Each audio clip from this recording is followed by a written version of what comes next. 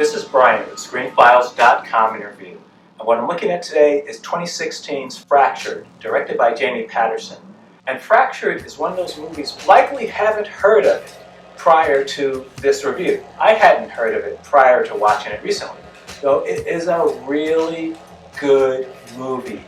And it takes the twist that you often see in movies, but elevates it in a way that is just so fascinating. And I wish I could tell you more what Fractured actually does, but to do so would probably give away too much of its plot. So I'm not going to go into that at all, except to say that it starts with two people who are on a road trip.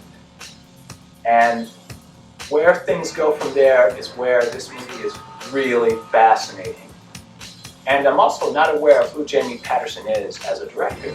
Though if you look at IMDb, he's primarily done short films.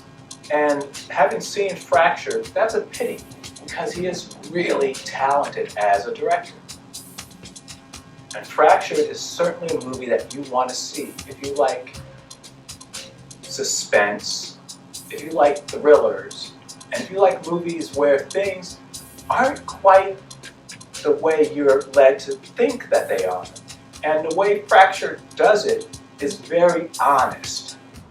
For instance, I'm not a fan of Bryan Singer's The Usual Suspects.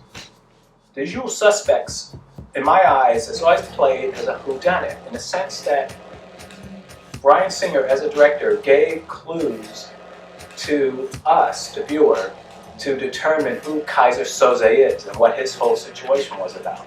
Unfortunately, it was done in such, once again, in my view, a very dishonest and a very manipulative way that it just turns me off from the movie.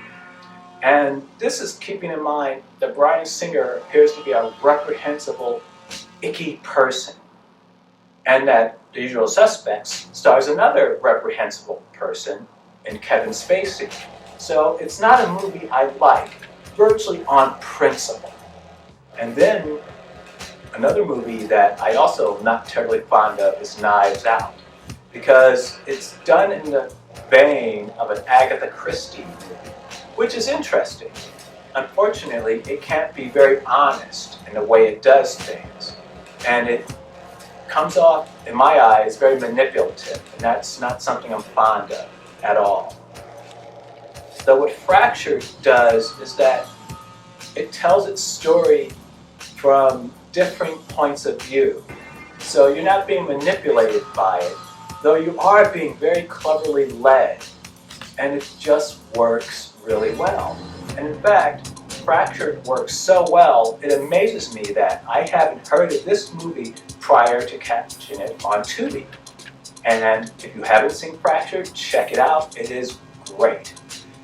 Now, what I think could have inhibited it from being as successful as it could have been is the fact that, visually speaking, it is a very murky movie.